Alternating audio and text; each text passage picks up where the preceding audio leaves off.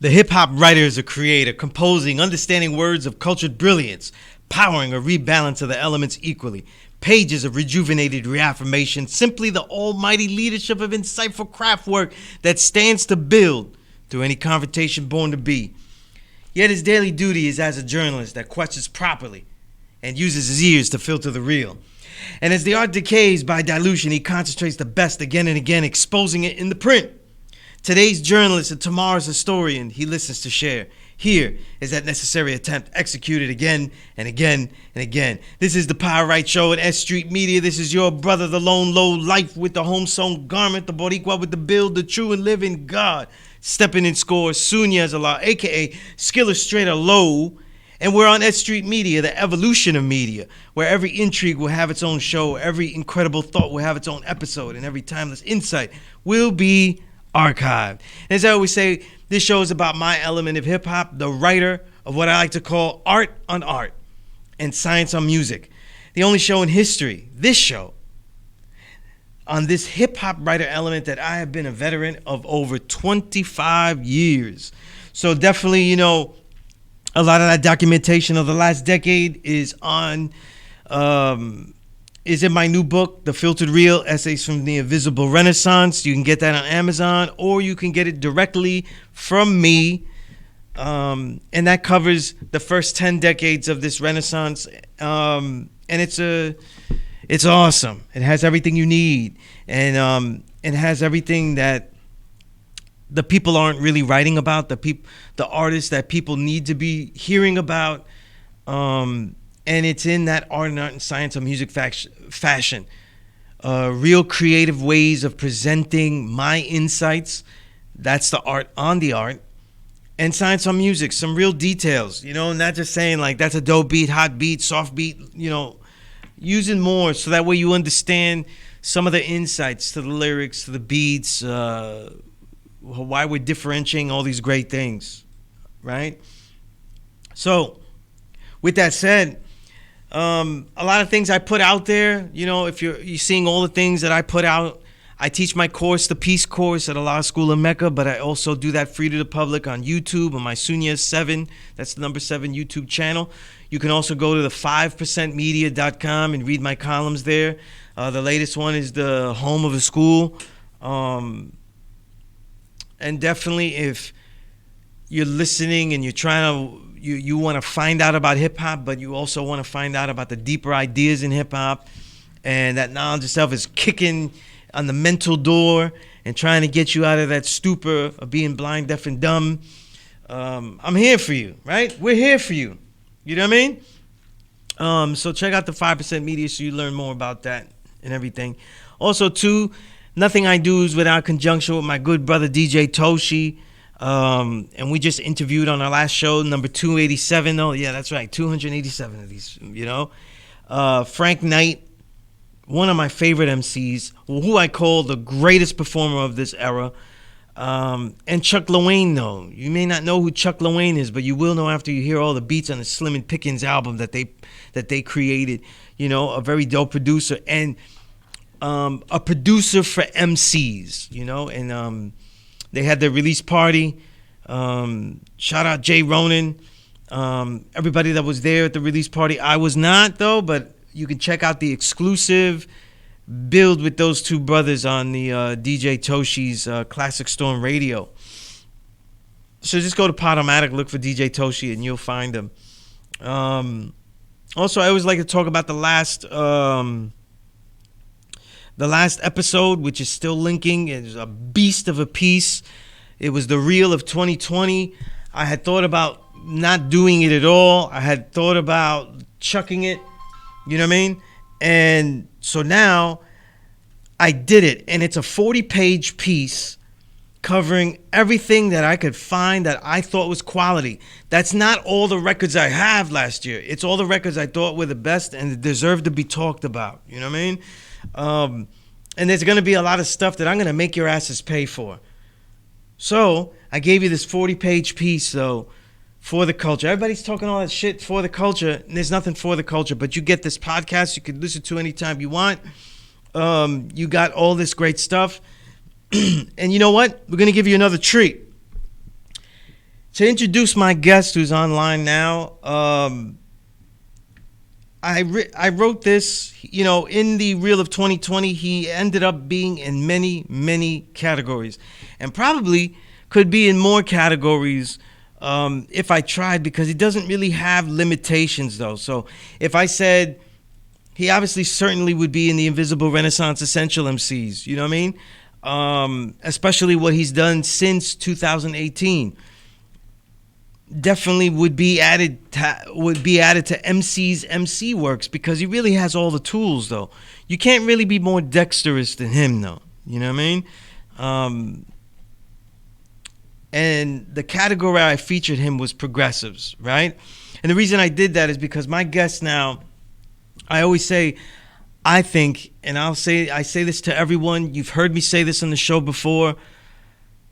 There are a lot of progressive techniques in any type of genre at any point in time, though. No artist has all of them, and no artist has invented all of them.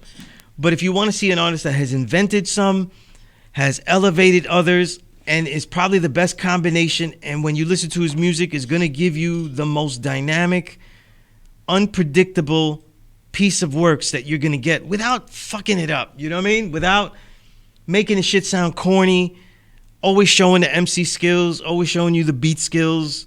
It's going to be my guest, though. My guest is really a star of this era. And I think we have him on the line now. We got him on the line now. We got my brother, the true and living God, Estee Nack. Peace of the God. All right, let's see if we have him. And, I wrote about him, and I wrote about the 3 albums that he released last year. The Baladas, produced by Superior. Let's see what the other one is, though. I want to Jada Fire. That was produced by Grubby Paws. And the duet albums that he continues to do with Al Divino, though. Immortal Combat was one of them. You know what I mean?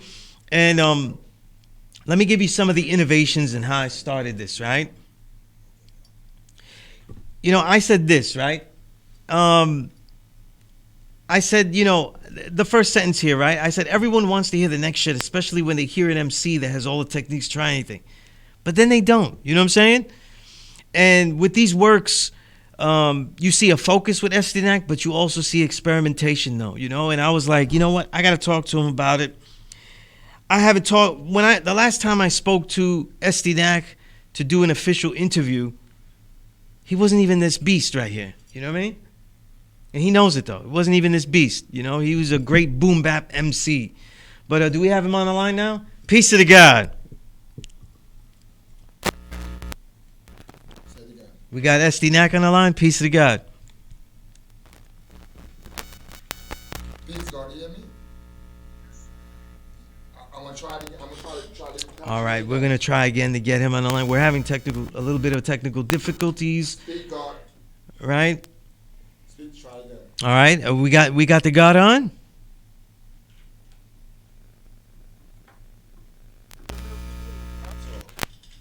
Talk, God. All right. Yeah. So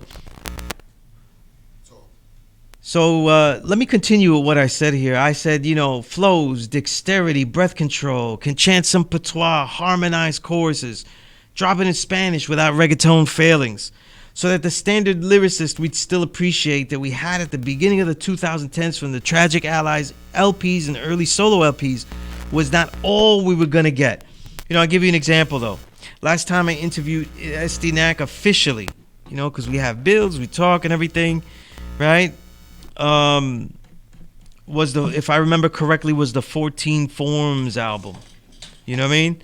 Where he was really doing a lot of boom bap techniques. He was really trying to get it in there. I think that was in 2015, right? I think that was, what was it? Yes, the 14 Forms album, the Book of Estee Nack, 2015. You listen to an album like that, you're going to hear all the techniques, but it's no longer like that. You know what I mean? There's a fearlessness in the experimentation. There's no real deliberate consistency that a typical boom bap album will get. How many bars, how many choruses, how they'll actually achieve the work. You know what I mean? And this is an important thing, you know what I mean? And I think that when we talk about hip hop movements, once you get a couple of artists that have those abilities, and in hip hop and in all music though, it really becomes a movement when you have not just more artists, but an artist that can actually produce that kind of sound that is being emulated out of the vocalist. And in this case, we'd have to look at Al Divino, right? And a lot of the wild formats that they need. Him, Al Divino, Code 9, now Starker, now the hidden character, right? You need someone that could give him the technical boom bap, give him soul samples, soul structures, but then also dive into things that are out the box. You know what I mean? And we know what's interesting is that when the art becomes really progressive, but it also becomes consistent in the progressiveness, consistent in the unpredictability that we're asking for it. You know what I mean? So when we hear albums like, the Abracadabra, Alakazam album, we hear songs that stay in the 3-minute range. You know what I mean? There's really nothing too much longer than that, unless they have a guest MC. But everything stays in the 3-minute range, right? So this is around, what year is this? 2018. And I think that their work in 2018 was one of the most challenging, and we're going to talk about it when we finally get them on the air, for me as a journalist, because it not only made records that I had to distinctly cover, distinctly talk about, because the different rhyme structures, the chaos, the lack of, sometimes their songs wouldn't complete themselves the way you think a song ought to complete themselves. Sometimes an album would have so little structure, and it gives you the ideas too of like old jazz sessions, where they just, get in there on a specific day, and these are the dates, and you know how you get jazz albums in the Blue Note era, and there's certain dates, classic albums, they might be 2 dates, but let's see if we have Estee Nack on the line. Estee, peace to God. I hear you very faintly, so let's see what we can do here on our side, because it's really on our side.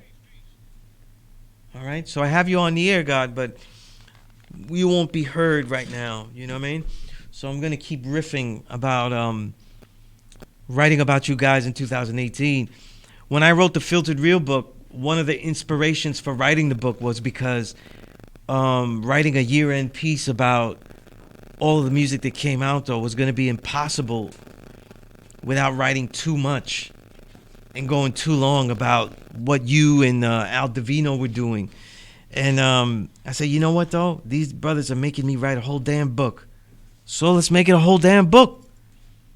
And so I kept writing, kept talking about the challenges. But, to the listeners out there, the challenges in the music are to be enjoyed. But they also are progressive in the way they do their business, the way that they prize their art. Everybody made a big stink. I remember, I forget which Rock Marciano album was it, and he charged about $30, and everybody shit their pants though. And I was like, me too. Me too. I'm one of those people. I buy a whole bunch of shit. I collect a lot of stuff, and I'm like, the only reason I would be doing that, though, when you really think about it, is because I want to be able to get everything. So the reason that people are complaining about a price of an album sometimes is only because they can't get everything. So if I get this quality record that I would love from Al Divino or Estee Nack, it doesn't mean that record is not worth that. It means, though, that I won't be able to hoard and get everything else. You know what I mean? And that's the selfishness of us listeners and collectors.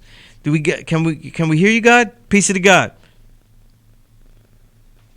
Still got him low.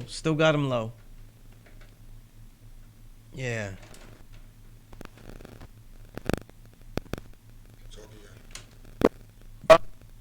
Almost there. Peace, God. How about now, God? Not quite yet, God. It's okay. Yeah, yeah. So let's go. 2018, the bevy of work, and I'm just reviewing some of these things here, right? This became the bulk of the analysis of their progressive forays was in 2018. That's really where I saw the change. And then we see 2019. Some of these records are astounding, though, and this is when we really get all the time to talk about it. But records introducing other brothers in the crew like Ice Lord with Burnt Offerings. You know what I mean? The intriguing thing about Estee Nack is being able to make these progressive records in line with producers that don't really offer progressive material to everyone else. But if you get an Estee Nack album with Yalla Point, you get stuff more progressive than, say, the smooth stuff that you would get with, say, Yalla Point and Smooth. You know what I mean? You get different stuff, or Yalla Point and a lot of the British MCs that he produces for. You're going to get more of a traditional boom bap with those nice Italian vocal samples and stuff. But you're not going to get what you get with Papitas. You know what I mean? You're not going to get that. So it's always something different. Duet albums with RLX. You know what I mean? Renaissance. How about now? We got the guy? Peace, God. Peace. Ah, finally. Peace to the God. All right. Yeah, God, I was just trying to wax poetic about all the records you've got. And you saved me again on air because you got so much work that, I can keep going about the experience, God. But how you doing, God? I'm at peace, God. All right. Definitely. Got a negative COVID test, so we in agreement too. All right, that's peace, God. That's peace. God, I wanted to get your initial thoughts just to start it off, though, about what you thought about me putting you in that category of the progressives and what I've been saying, and how you feel about that, and how how it looks to make music and what you're trying to do in general. Well, God, when we talk about where we at now in hip hop in 2021, hip hop been going on now for decade upon decades, so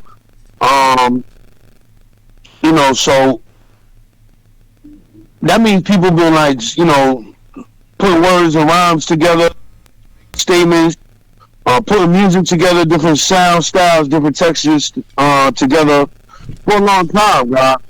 And it came a time where it seemed like a lot of things just became repetitive and boring. This is how I see it, Doc. You know what I'm saying? A lot of things got like repetitive and boring, and it came to a point where perhaps even I might have got a little bored with my own shit. You know what I'm saying? I really feel that way. You know what I mean? Yeah. And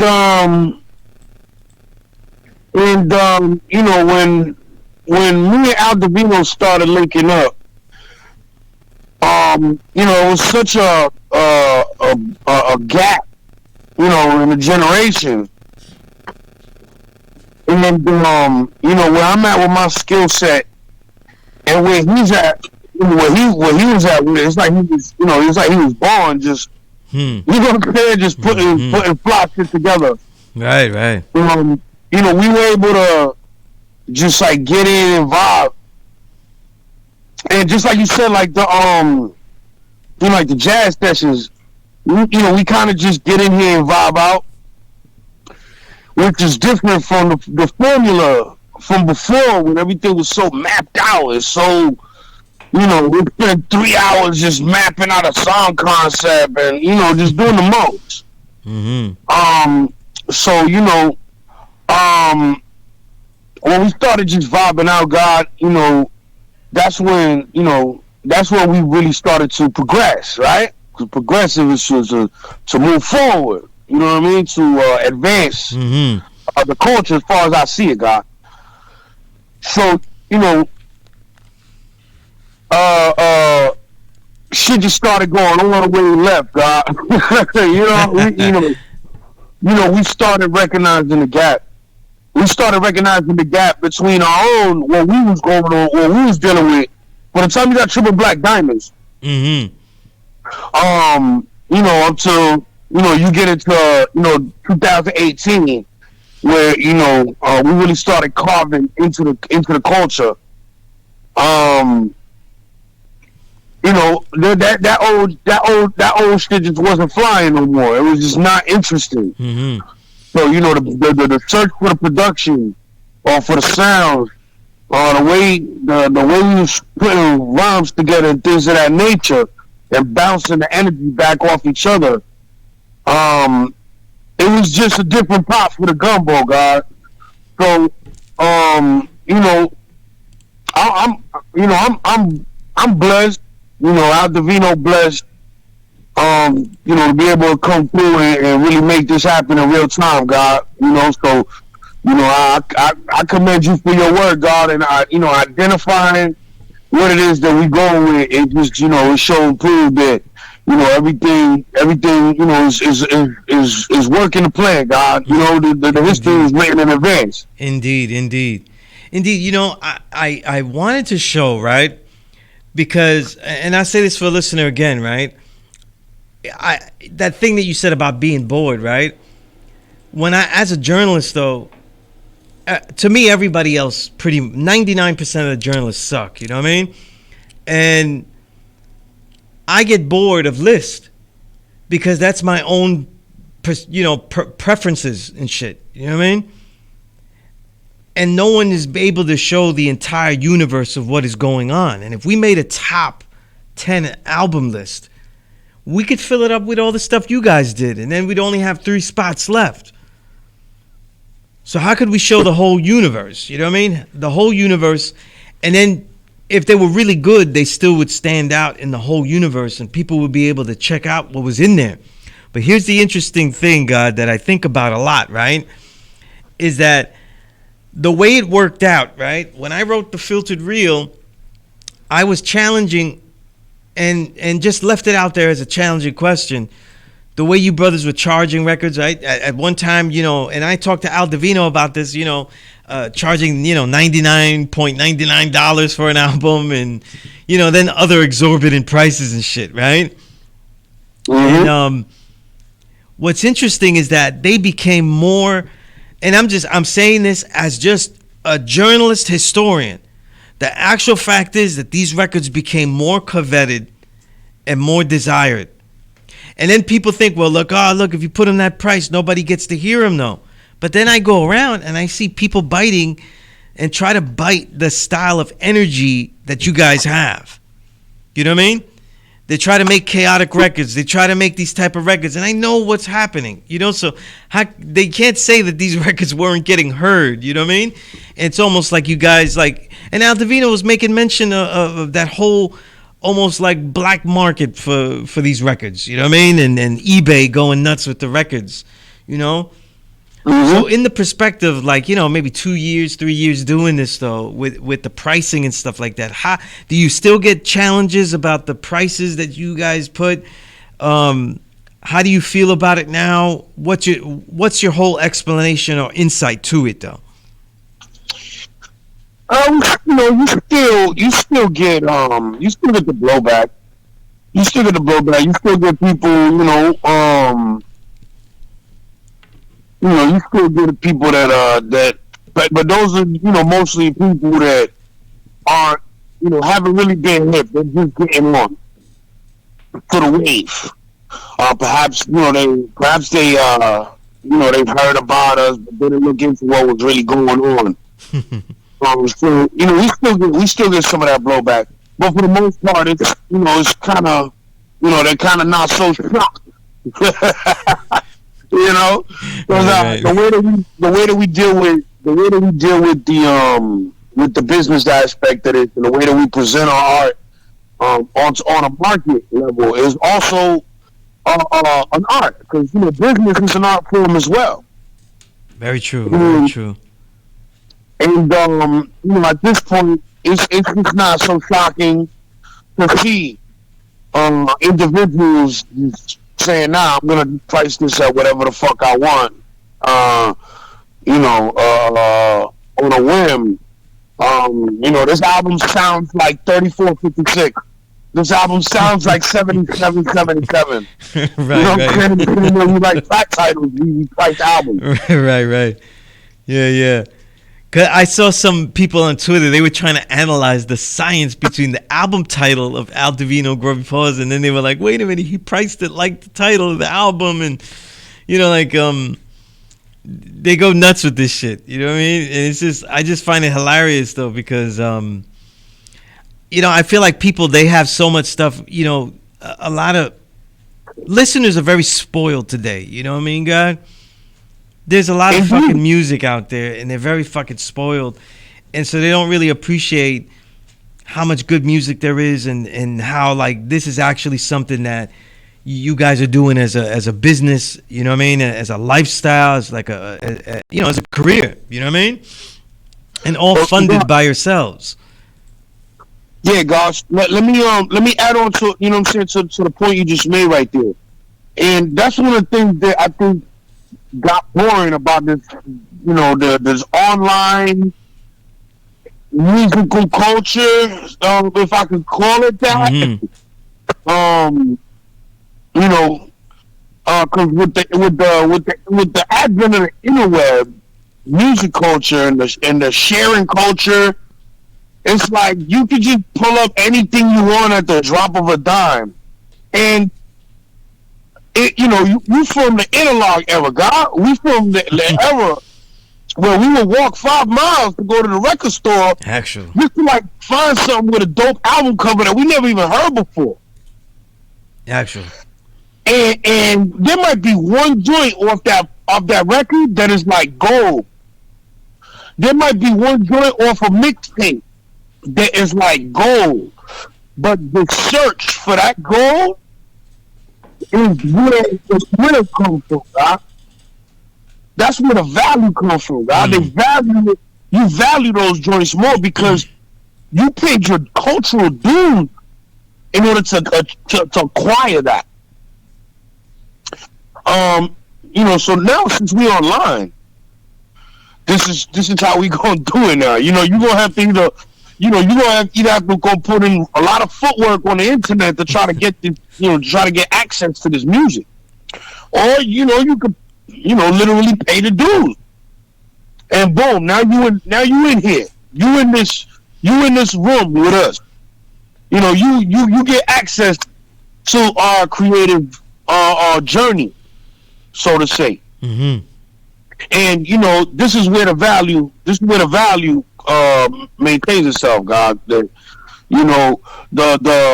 Our listeners aren't spoiled. You know what I'm saying? They're not spoiled. They work. They're the most cutting edge of ears. And they're not just out here just fucking listening to our album, then crumpling it up and throwing it in some corner. Mm-hmm. If that's you, I don't want you to have my music. You can go listen to the easy access shit on iTunes and Spotify and all that other shit.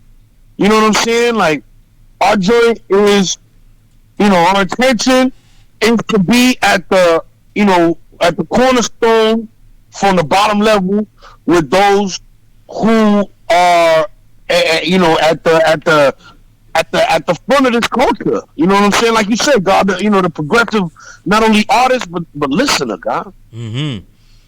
Absolutely. And when I made that list, God, like, I don't think that there's much worth to a music, and you had alluded to this. It's really about 40 years of recorded hip hop. And that standard, 16-bar chorus and, basic generic concept of a song, that shit is very, very boring after a while. Yeah, and everything's been said, God. Like, what can you say that ain't been said? Yeah, it definitely gets tiring, though. Let's give the listeners, though, some of the things, and I'm just going to throw it out there. You know what I mean?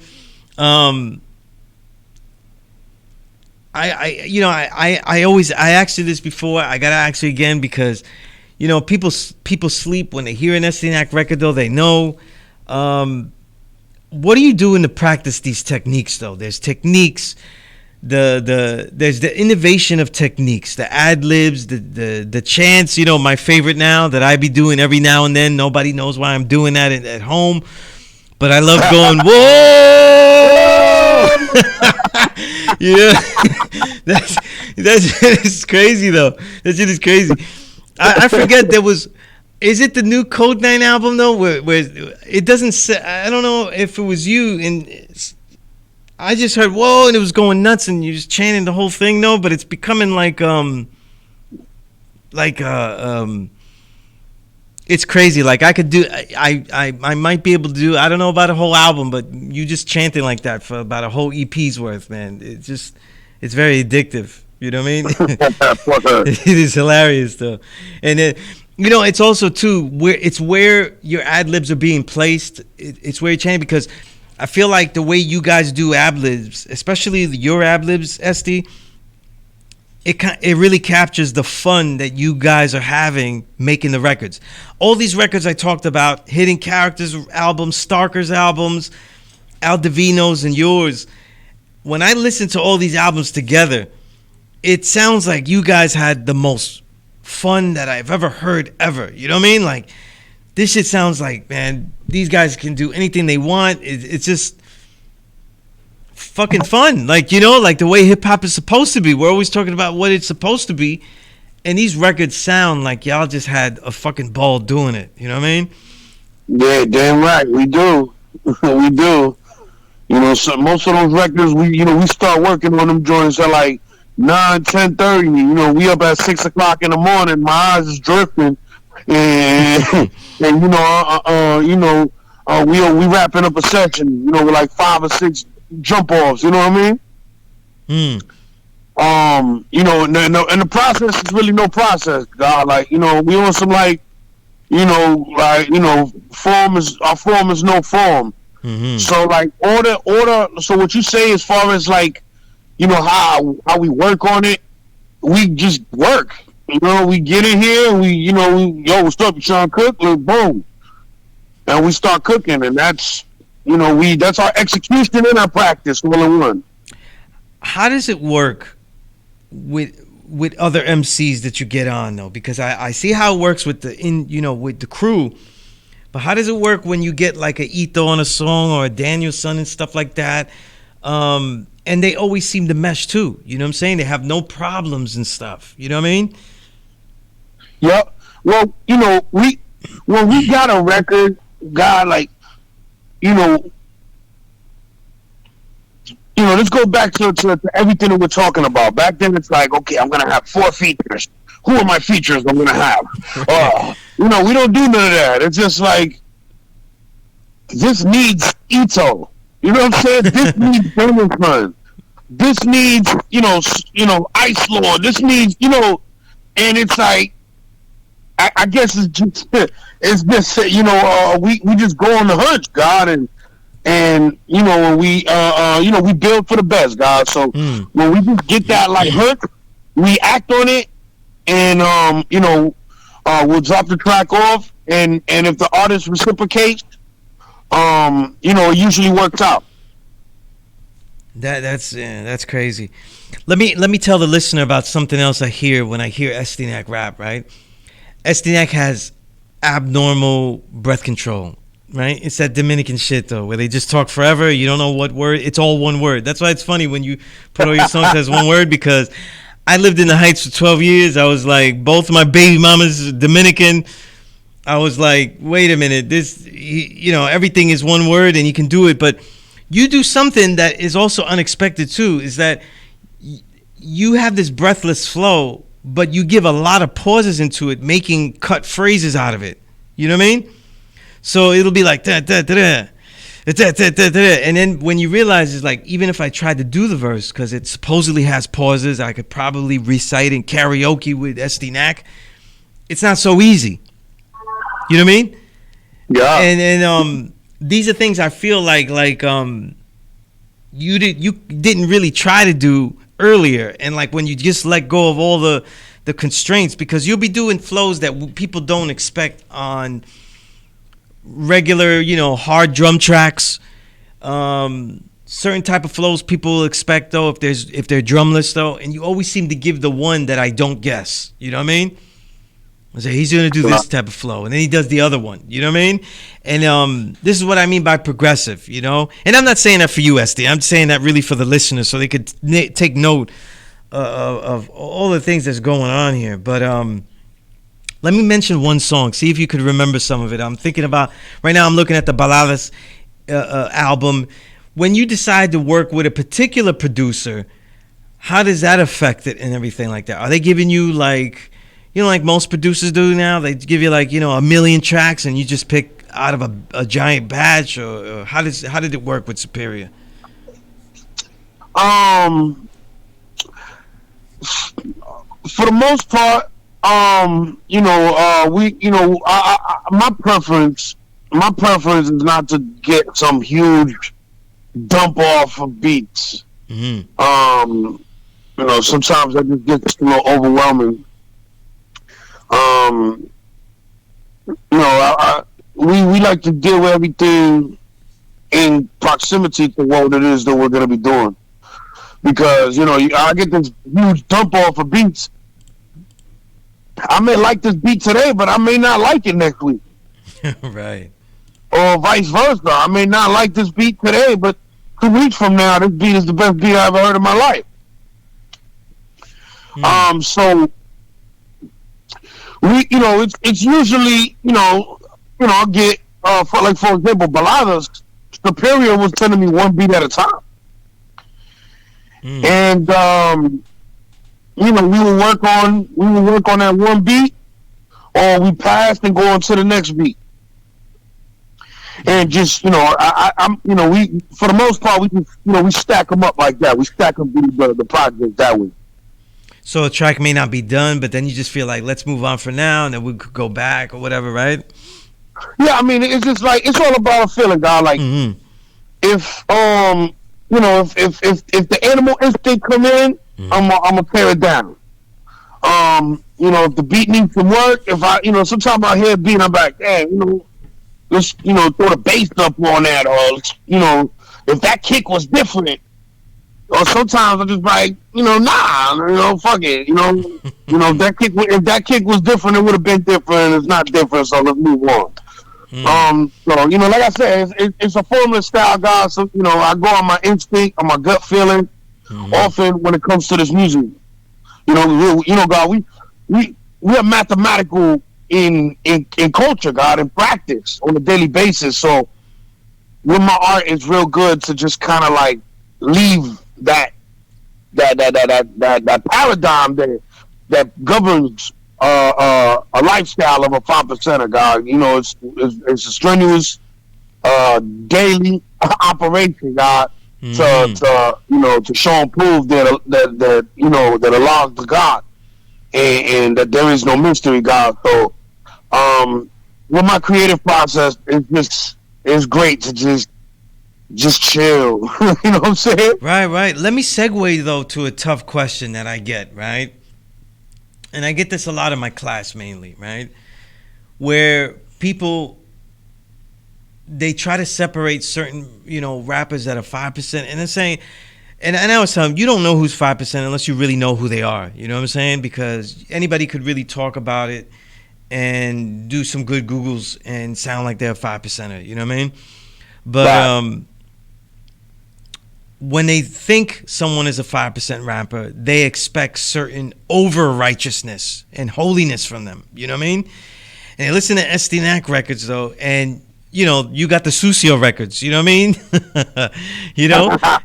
And you go in and everything like that. And I just want you to speak to that whole, it's not, people always worrying about the fear of hypocrisy, and instead of embracing the contradictions of being real people, and that whole fun aspect, the freedom aspect of making music. But I just wanted you to build on that whole thing there. You know what I mean?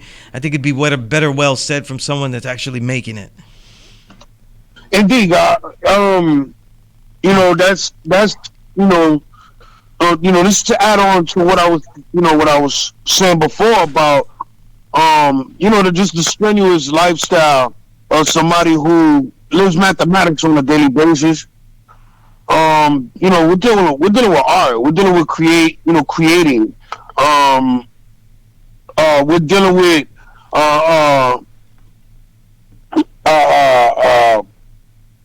crystallizing images that we've gathered throughout the year, perspectives, and whether right or wrong, these are thoughts that whirl around in your mind. So if you hear the way that we rap, it's not so much linear as say on 14 forms.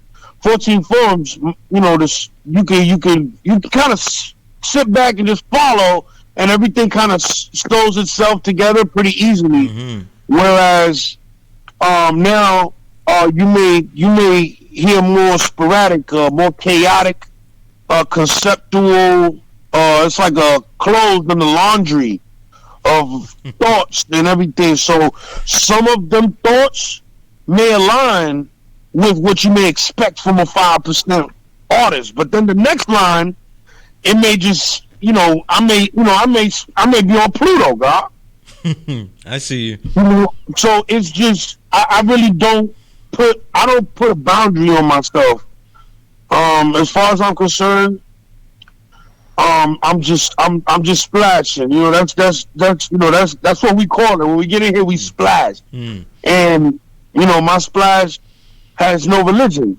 My splash is just we get in the waste out, God. It's like when you go to the bathroom. This is in here, it gotta come out. Right. Right. And going back to the album Baladas, though, before we go to the other two works and talk about them a little bit, I just want to put the listener on to what I considered one of the many great songs, but I like to say landmark song because it's like a song you could go to and you're gonna know that Estee Nack is dope. That launched the boat off of Key West, though. That whole song blows me away. I've listened to it countless times. It has what I was talking about, that chop flow, but yet shows breath control, which I think still is nearly impossible to do. It is almost impossible to explain. You have to hear it for yourself, because I'm basically saying that he's chopping the rhyme, and yet it's breathless flow. It's like I saw something in space. You know what I mean? Like and I can't really describe it. You know what I mean? But one of the reasons I like that record is there's a lot of lines in there. Just that startup line. I ain't waiting for that man to colonize. And then from there, you just the lines and the quotables, just exceptional work here. You know what I mean? And when you're listening to this record, go to check that one first though if you're fronting your ass off on it. You know what I mean? Other records too. While I think, like I see what you're saying, Estee, I also think that they could have great form, like that formless that ends up becoming a form, like Infinite Black Mind. The themes come together. You know what I mean? And they say a lot to the listener. You know what I mean? Very profound. Very, very profound. Let me get to the other one. Since we talking about the Suciedad. I wanna fuck Jada Fire though. What sparked all this dirtiness though? You know what I mean? And it's the first thing I was thinking is like it's a modernized update of Kool Keith.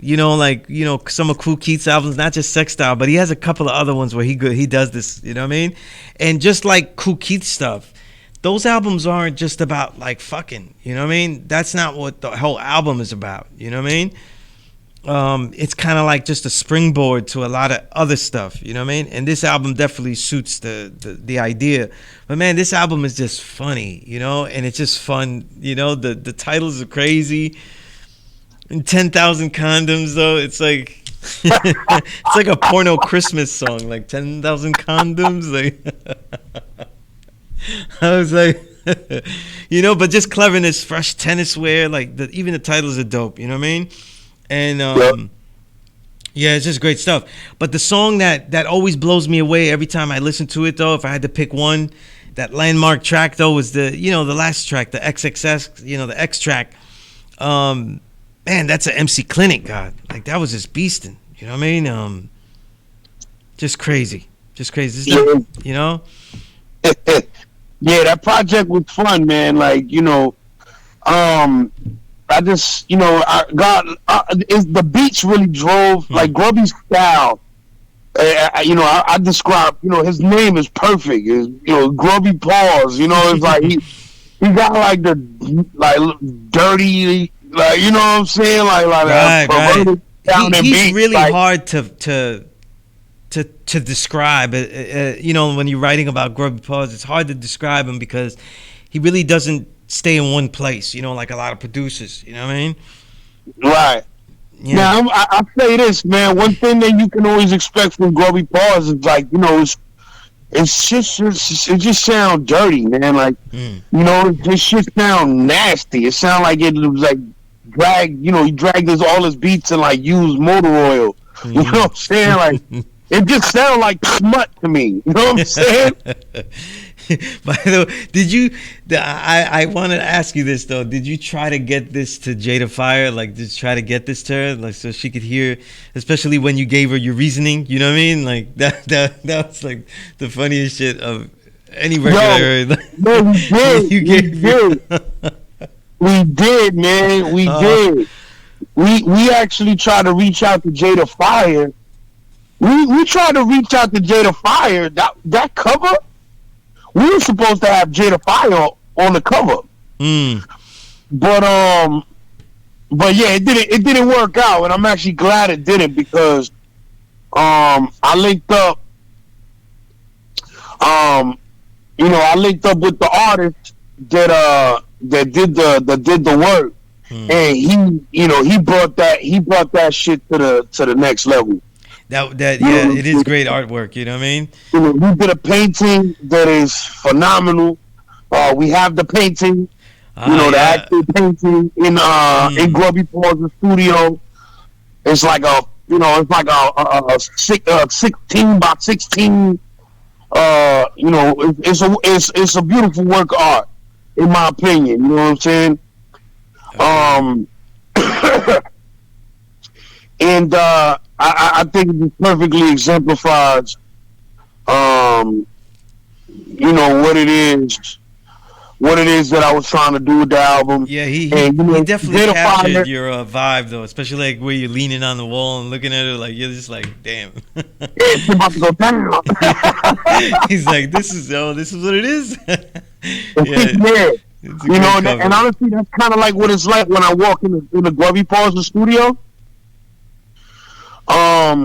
We going to work because I'm coming to put in straight pain.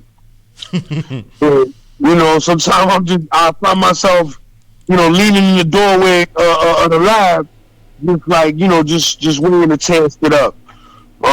So the process is very much in alignment with the sort of allegory that I present with the project's concept. You know what I'm saying? And I can only build that one day Miss Jada Fire sits down and can really appreciate the project and like, wow, this guy really put my whole name on his album title. You know what I'm saying? Yeah. I want that to work out in a follow-up track where it's like, yeah, she did agree with me about my petition. Well, hey, listen, you know what I'm saying? He's a legend. Oh man, yeah, man. Like I said, Estee, the albums that you came out, last year, like I really had a lot of fun with them. You know what I mean? And these last couple of years writing about it though, the albums that you and Al DeVito make, I haven't heard like Spitfire, uncontrolled, chaotic verses of tempo changes, all that kind of stuff. No consistency in content. Wildness in the beats where it doesn't have to have like any kind of structure. You haven't heard that kind of stuff since like the early 2000s. You know what I mean? And that's one thing. Like people appreciate it if it's some white kids making weird music. When it's you guys making it, some Gutter Brothers making it, then people are like, oh, this is that, you know what I mean? And that's the thing I found since 2016, 17 is that now people are trying to do stuff like that. Now people are realizing that the freedom that, we could probably go back to MF Doom, the freedom that Sean Price was always talking about, just writing freely. These are things that you guys capture, and I don't think anybody's captured it for as many records as you guys have. You know what I mean? And tell me about doing another duet album with with Al Divino, the Mortal Kombat. Oh, you want me to tell you about you want me to talk about the Mortal Kombat? Indeed, yeah. Oh, okay. Yeah. And Mortal Kombat was actually a follow up to the Door, where we introduced an artist who had no name. When you hear in Mortal Kombat, you would assume that there's no features, but there's a third guy on every track. Right. That's right. Yeah. There's this third guy on every track. So this is we call him the hidden. People it became the hidden character. Mm-hmm. Because we had then introduced this young brother, and this is a young brother that he wasn't even hip to all this stuff that's going on. This is a brother that we took him straight off the block. What I'm saying? We took him straight off the block, and he was interested in what we was doing. And he sat around and he learned and he watched us work, and he soaked up gaming, and he learned about all the artists that are contemporary to this movement and to this art renaissance. And he was ready to step up and play an active role. And this is where we came up with a Mortal Kombat. That was really his that was his time. That was his stage right there. So that he can then follow up with his own, his own solo work. But that was fun for us because it was like, So that starts Hidden Character off, and then the three albums that he released. It was fun, man. It was, that was like making a beat for us, or forming a new rhyme. You know what I'm saying? Like, we just watching another platform, like watching another hill, another volcano rise from out the ocean, God. And we under there, pushing the lava up. You know what I'm saying? Come on. Right. Mortal Kombat was pretty much that. That was us doing what me and Al Divino normally do, but also like saying, hey, come here, buddy. Get in, you know what I'm saying? Yo, get in this, you know what I'm saying? And hence the title Immortal Kombat, man, because in the Super Nintendo's Sega Genesis era, Mortal Kombat, man, they had the hidden codes and unlockable characters that you had to be part of the culture. You had to be down with gamers and cats that really explore aspects of games and things of that nature that others won't. So this going along with our whole trajectory, God, like of experimentation and culture. As far as just really just digging in deep into the culture and giving something for people who dig deep into the culture to appreciate more. Right, and I found the irony that more progressiveness. You gave us a mystery god that's not a mystery. So he's a mystery, but he's not a mystery. You know what I mean? Indeed. Yeah, we're in the arts world, God. So right. Yeah, it's something. It's something that leaves the intrigue, guys, so that Indeed, people can do their Google, do their homework. Right. We got people philosophizing, making philosophies about who he is. I've heard people even say it's West Side Gun. And, right, I heard that too. Yeah, yeah.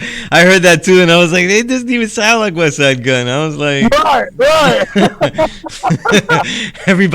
everybody's West Side Gun shit. Yeah, when in doubt, yeah. But yeah, God, these are incredible works, though, God. I want to add to the listener that even there's a lot of features. Last year you were featured heavily on Big Ghost album, the Carpe Nocturne. You were on about 4 tracks. And it's something that you said, because this happens a lot, right?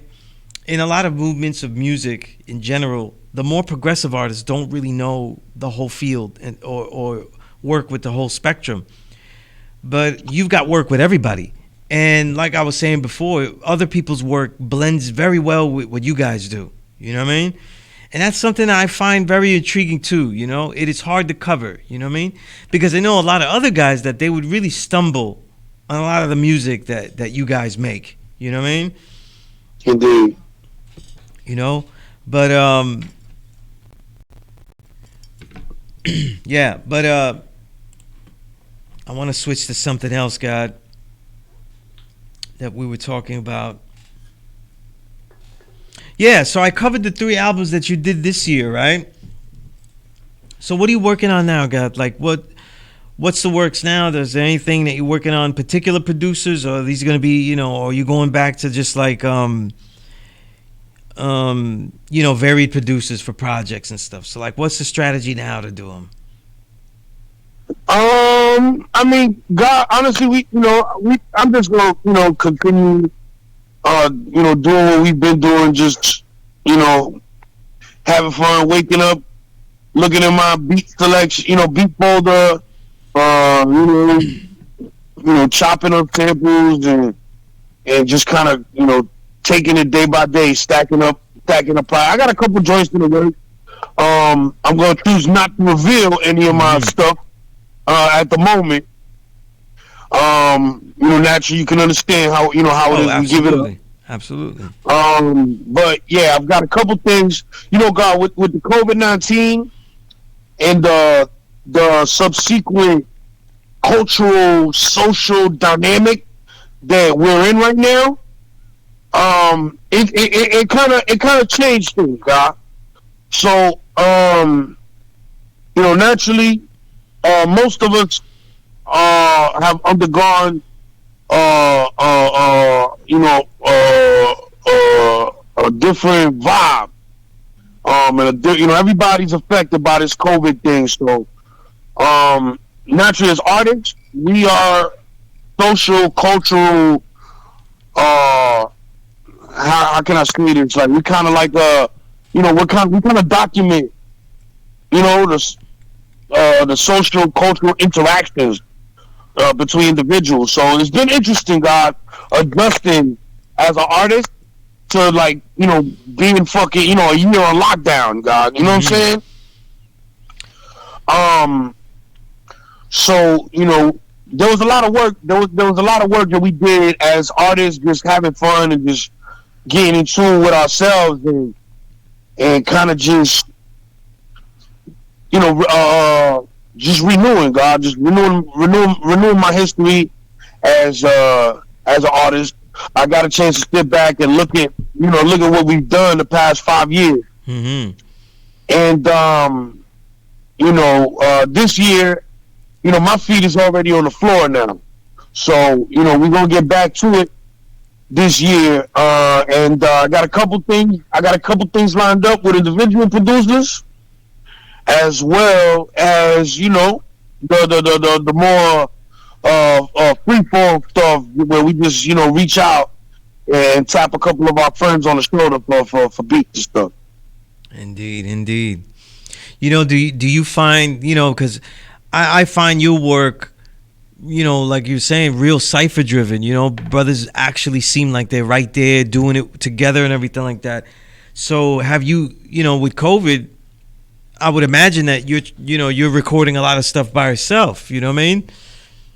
And just Right, right. you Yeah, know, it's a little different, God. Yeah, yeah, it's a little bit different, God. You know, we definitely had to make some halftime adjustments and just really spend, but it's been dope, God. I'm grateful for the experience, God, because nothing is interesting when it's easy. You know what I'm saying? So when COVID-19, something like COVID-19 comes around, and suddenly our lifestyle undergoes a drastic change. That can only lead to a whole world of unpredictable musical fun shit. You know what I'm saying? Whether right, it's with right. a group of people or whether I learn how to do a different way of interacting, just me myself. You know what I'm saying? Absolutely, absolutely. Yeah, definitely, God. You know what I mean? Again, God, it's a great honor to have you here. It's been too long. I literally said that the last time I interviewed you, you were a completely different artist, though. And if I had to say, God, and I say to you right now, I've always thought this: the work that you've put in, you're an essential, MC of this renaissance. You know what I mean? Peace. And and when I call it invisible renaissance, it's like that's the ideal. Like you guys, you got to tap in to really see what's and expose it, expose that veil of pop, expose that veil of cliched music, whether it's underground or above ground. You know what I mean? Mm-hmm. And find it. That's why I use all these names like the invisible renaissance, filtered real, all these kind of things, because there's so much there and we just have to find it. You know what I mean? And Right. man, God, like just real enjoyment though, and inspiration too as a writer. You know what I mean? As a writer, the free form that you guys take though also inspires me as far as unhindering and reminding myself that I don't have to have like a strict. I could do whatever I want on the page though. These are important things that I think that you and your brothers reveal in your music. They teach about. You're saying that this culture. This culture is always difficult. It's difficult. We wanted it to be difficult. We relish that challenge, but it's also with freedom, right? And if you don't master freedom and how to be free, then you can't really be. You can't really make culture. And that's been the key. And That's what's definitely a shining example, God. You know what I mean? So I definitely will have to reach out, because if I reach out to you for an official interview and take more than a year like or 4 years like before, from then till now though, you might be in the stratosphere or something like that, floating with Cool Keith somewhere. I look forward to that. Yeah. I'll put that out there because I'd love to hear. I'd love to hear Cool works Keith, with man. you and Cool Keith, man. That would be really. Yo, that still would be crazy, man. Yo, Cool Keith, holla. Yeah, that just would be nuts though, because people front and what he did with Rock Marcy though, that was dope. You know what I mean? And seeing the new artists that are doing different shit, with the legends that were doing different shit and are doing different shit, is a great combo. And that's a dream collaboration in my head. But with that said, Estee Nack, go to. Look up Estee Nack on the internet. He's got videos. If you're cheap, he's got videos for you to watch them all day. These records are worth it. You know what I'm saying? And if you don't like it though, you're not getting your money back anyway. So just take a gamble and throw it out there. You know what I'm saying? Stop being a fucking bitch. There's not a lot of you don't get genres. And I'll end with this, God. I just, kind of lecturing my audience here. But you don't get genres of music that have this type of innovation in the 40th year. You know what I'm saying? We come from backgrounds, look at the salsa, the merengue, though, and stuff like that. We just hope that people make salsa that sounds like what we used to hear. Oh, look, it's 70s like, and then we're okay if they just do something 80s like. You know what I mean? Right. You know, if they just capture the spirit of 80s merengue, you know, we're okay with it. You know, some perico ripiao, you know, something like that, you know what I mean? Right. And get the spirit. But none of these genres that we listen to really innovate on that level, you know, and hip hop is still innovating, you know, and we got to appreciate that and appreciate brothers like you know what I mean? And, Yes. you know, with that said, go online, look up Estee Nack, you know what I mean? He's all over the band camps, you know what I mean? Right? It's still Estee Nack. It's still Estee Nack. Most of the work is on everything real easy to STNack.bandcamp. find. That's the Nack. STNack.bandcamp. That's ESTEENACK. Look him up. You know, on the IG. You know what I mean? The Twitter. You know, he's everywhere. You know, and all of his cohorts and incredible partners that he works with. And with that said, man, I want to thank you, God, once again. Thank you not only for being a great artist, but for being the true and living God, though. You know what I mean? Your name rings bells, not just as an artist, though, but you know, as a true and living God teaching the youth. You know what I mean? A lot of people don't know that, and I can be up here and say both. You know, so Indeed. thank you for all that, though. You know what I mean? And just being you. That's just being you. You didn't do that for nothing else. You did it because that's what we do when we get this knowledge. You know what I mean? That's how we got it. You know, people we gave do it it to to us. be born, God, and That's you know right. this is just my work as a man, and you know one of the best ways to keep God is to work. Indeed. You know what I mean? You know when you work, and those you know, some of those people that appreciate your work come from the most unexpected places, and a lot of times they're just willing to listen and to learn, and it's you know, sometimes teach you in return, God. Actual fact. Yeah, that's the blessing. All right, and with that said, peace to the God, Estee Nack. Until next time, there'll be a lot more stories to tell, writings to recite, and records to rewind and reminisce. I'm your host, Sunya Zala, a.k.a. S.TREET Low. And as always, the Power Right Show is a never respect fake broadcast. Peace. Peace.